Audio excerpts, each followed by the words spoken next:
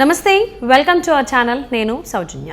రాబోయేటువంటి లోక్సభ ఎన్నికలకు సంబంధించి వైఎస్ఆర్సీపీ పార్టీ టికెట్ కావాలి అంటే, అందులో ముఖ్యంగా లోక్సభ టికెట్ కావాలి అంటే 180 కోట్లు పార్టీ ఫండ్ ఇవ్వాలంట. అంత పార్టీ ఫండ్ ఇచ్చేటువంటి స్థితిలో ఆలోచనలో వైఎస్ఆర్సీపీ నాయకులు ఉన్నారా? ఈ అంశానికి సంబంధించి మనతో మాట్లాడడానికి, వారి విశ్లేషణను మనతో పంచుకోవడానికి ఈరోజు మనతో పాటు ఉన్నారు senior journalist, senior political analyst Jagdev ఉన్నారు. వారితో మాట్లాడదాం. నమస్తే అండి. నమస్తే. అంటే లోక్సభ ఎన్నికలకు సంబంధించి వైఎస్ఆర్సీపీ పార్టీ టికెట్ కావాలి అంటే ఖచ్చితంగా పార్టీ ఫండ్ ఇవ్వాలి అని చెప్పేసి అంటారు. అందులోనూ ముఖ్యంగా లోక్సభ టికెట్ కావాలి అంటే 180 కోట్లు పార్టీ ఫండ్ ఇవ్వాలంట. అంత ఇచ్చేటువంటి స్థితిలో కానీ ఆలోచనలో కానీ వైఎస్ఆర్సీపీ నాయకులు ఉన్నారా? ఈవెన్ మాగంటి శ్రీనివాస్ గారు కూడా ఇవ్వాల్సి వస్తుంది అనేటువంటి న్యూస్ ఇప్పుడు సోషల్ మీడియాలో హాట్ టాపిక్గా మారింది. దీని గురించి మీరు ఏమంటారు? మీ విశ్లేషణ ఏంటి?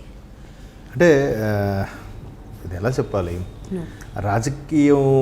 రాజకీయాలంటేనే బాగా ఆరిపోతున్నారు. అసలు రాజకీయాల్లో పోటీ చేయాలన్నా కూడా కింద స్థాయి సర్పంచ్ లెవెల్లో కానీ, అంతెందుకు కాలేజీ లెవెల్లో ఉండే ప్రెసిడెంట్ పోస్టులకు కూడా కాలేజీ యూనియన్లో వాటికే చాలా ఖర్చు అవుతుంది, ల్యాక్స్లో అయిపోతుంది. అలాంటిది ఇంకా ఒక ఎమ్మెల్యే, ఒక ఎంపీ ఆ స్థాయిలో అంటే ఏ రేంజ్లో ఉంటుందో ఒకసారి ఊహించుకోవచ్చు కదా. సో అది రాజకీయం అంటే అలాగ ఖర్చుతో కూడుకున్న పని అయింది. ఇప్పుడు 2024లో జరగబోయే ఈ ఎన్నికలన్నీ కూడా ఏ స్థాయిలో ఉండబోతున్నాయంటే యుద్ధాన్ని తలపించే విధంగా ఉండబోతున్నాయి. అండ్ మోర్ ఓవర్ ప్రతి ఒక్కరు కూడా టగ్ ఆఫ్ వార్గా ఉండబోతుందా, లేదంటే వారు వన్ సైడ్ అయింది టీడీపీ జనసేన అలయన్స్కే మ్యాక్సిమం. ఎందుకంటే ఆల్రెడీ అక్కడ భూమి రేట్లు కూడా పెరుగుతున్నాయి ఆంధ్రాలో. అంటే దాని అర్థం ఏంటి, నెక్స్ట్ టీడీపీ వస్తుందనే ప్రజలు కూడా బాగా విశ్వసిస్తున్నారు. అది వేరే విషయం, పక్కన పెట్టండి. అయితే ఇక్కడ రాజకీయాల్లో ఖచ్చితంగా అంత అమౌంట్ ఇస్తూ పోటీ చేసి గెలుస్తారో లేదో గ్యారంటీ లేదు. అదీ కాకుండా మీరన్నట్టుగా ఒక లోక్సభ స్థానానికి 180 కోట్లు ఇస్తూ పార్టీ ఫండ్గా ఇచ్చి మళ్ళీ ఎన్నికల కోసం ఖర్చు పెట్టుకోవాలి. అది కాకుండా ఒక లోక్సభ స్థానం కింద సుమారుగా 6-7 అసెంబ్లీ నియోజకవర్గాలు ఉంటాయి కాబట్టి ఆ నియోజకవర్గాలు ఎమ్మెల్యేలుగా పోటీ చేసే వాళ్ళని కూడా వీళ్ళు కొంత సాయం చేయాలి. మీకు అర్థమవుతుందా? లోక్సభగా పోటీ చేయబోయే వ్యక్తి మీరు అంటున్నట్టు మరీ 180 అని నేను చెప్పలేను, కానీ 100 పైచిలకే, అది ఎంత అవనివ్వండి, 100-150 కోట్ల వరకు ఇవ్వాల్సిందే లోక్సభ స్థానానికి టికెట్. ఒకవేళ శాసనసభ్యత్వానికి అయితే అది మళ్ళీ 30 to 50 మధ్యలో తిరుగుతుందిలేండి. అది డిపెండ్స్ అపాన్ అభ్యర్థి ఇమేజ్, లోకల్గా స్థానికంగా ఉండే ఆయన ఫాలోయింగ్ బట్టి అది 30 నుంచి 50 వరకు పలుకుతుంది అది కూడా. సో అట్లా ఇచ్చుకుంటూ మళ్ళీ ఖర్చు పెట్టుకోవాలి. కార్యకర్తలకి పోస్టర్లు కానీ, గమ్ము కానీ, బ్యానర్లు కానీ, తిరగడానికి క్యాన్వాసింగు, మందు, అలాగే బిర్యానీ పొట్లాలు. అది కాకుండా ఓటుకు నోటు ఎలాగో ఉండనే ఉంది, అది అలవాటు చేసేసారు. సో సామాన్యులు ఎవరు కూడా నోటు తీసుకోకుండా ఓటేసే పరిస్థితిలో లేరు చాలామంది. అది అంటే అందుకే అంటున్నాను మారాల్సింది ప్రజలే అని. సో అది ఎలాగో ఉంది. అంటే ఇక్కడ అసెంబ్లీ నుంచి వీళ్ళ దగ్గర నుంచి తీసుకుంటారు, లోక్సభ అభ్యర్థి నుంచి కూడా తీసుకుంటున్నారు.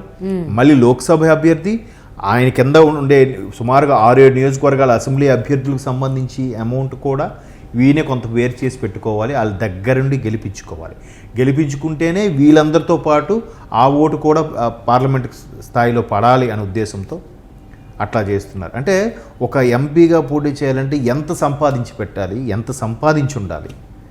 ఇన్ కేసు వాళ్ళు ప్రాజెక్టులు ఏమైనా చేసుకొని కాంట్రాక్ట్ చేసుకుంటే గెలిచే అవకాశం ఉండొచ్చేమో.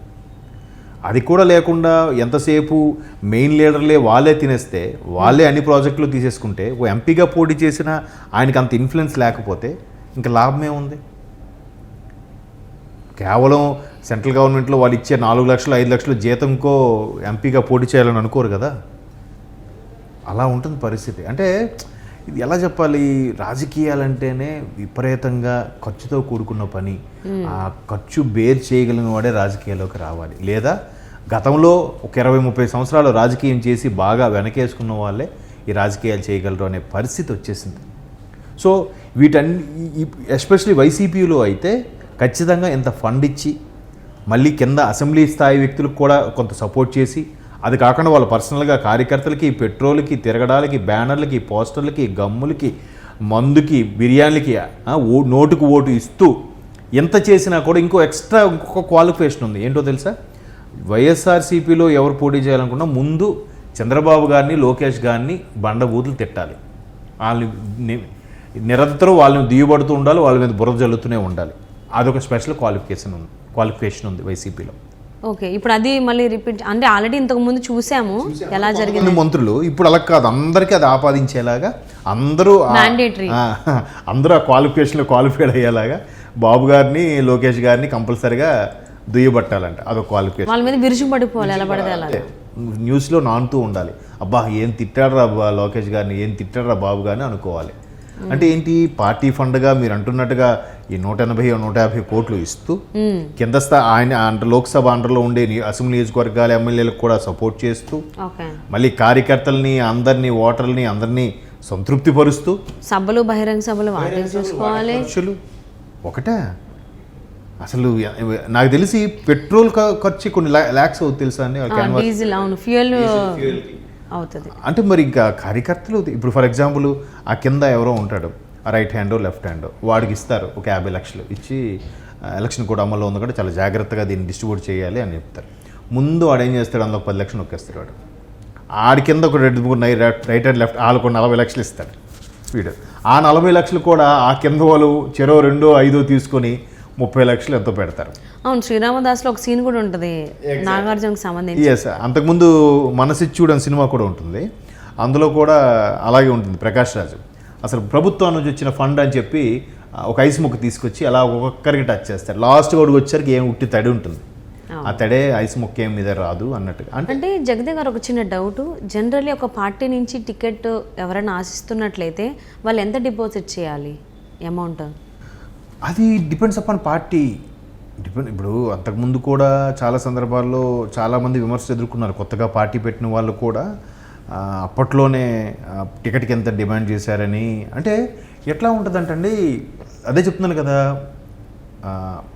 అసలు నాయకులు అలవాటు చేస్తే ప్రజలు అలవాటు పడ్డారా, ప్రజలు అడిగితే నాయకులు అలవాటు చేశారా అంటే ఏది ముందంటే ఏం చెప్పలేం. కోడి ముందా గుడ్డు ముందా అంటే చెప్పలేనండి. అలాగే నాయకులకు కూడా ఇప్పుడు ఎలా అంటే, ఇప్పుడు ఒకే సీటు కోసం ఇద్దరు వెళ్ళినాం వేరువేరుగా, సో మీకు ఇవ్వాలా నాకు ఇవ్వాలంటే జనరల్గా ఆ నాయకుడు అనేవాడు ఇద్దరిలో ఎవరు బాగా పార్టీ కోసం కానీ ప్రజల కోసం కానీ కష్టపడి పనిచేస్తున్నారు, ఎవరికి ఇస్తే మేలుగా జరుగుతుంది, ఎవరికి ఇస్తే పార్టీ బాగా అభివృద్ధి చెందుతుంది, లేదంటే ప్రజలు కూడా సంతృప్తి చెందుతారు అని ఒకసారి గ్రౌండ్ లెవెల్లో ఎంక్వైరీ చేసి ఇవ్వాలి. అలా కాదు, ఇవాళ రేపు ఎలా ఉందంటే ఇద్దరిలో ఎవడెక్కువ పార్టీ ఫండ్ కింద ఇస్తాడో వాడికి. అక్కడ పార్టీ గెలవకపోని మన పార్టీ గురించి తిట్టుకొని రాకపోని ప్రజల అవస్థలు తీరవకపోయినా పర్వాలేదు, కానీ అల్టిమేట్గా వాడికి అమౌంట్ అయితే రావాలి అంతే. అలా అయిపోయింది పరిస్థితి.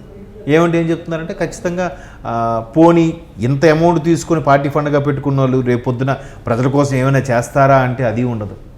సో మళ్ళీ మన దగ్గర నుంచి తీసుకున్న వాటితోనే ఖర్చు పెడతారు. అవును. సో మరి వైసీపీ లోక్సభ టికెట్ కావాలి అంటే 180 కోట్లు డిపాజిట్ చేయాలని చెప్పేసి అని అంటున్నారు పార్టీకి సంబంధించి. సో అది ఎంతవరకు వాస్తవం, దానికి సంబంధించి వైసీపీ నాయకులు ఎంతమంది టికెట్లు తీసుకుంటారు, ఎంతమంది రెడీగా ఉన్నారనేది రాబోయేటువంటి రోజుల్లో మనందరికీ తెలిసిపోతుందండి. And thank you so much for spending your valuable time with us.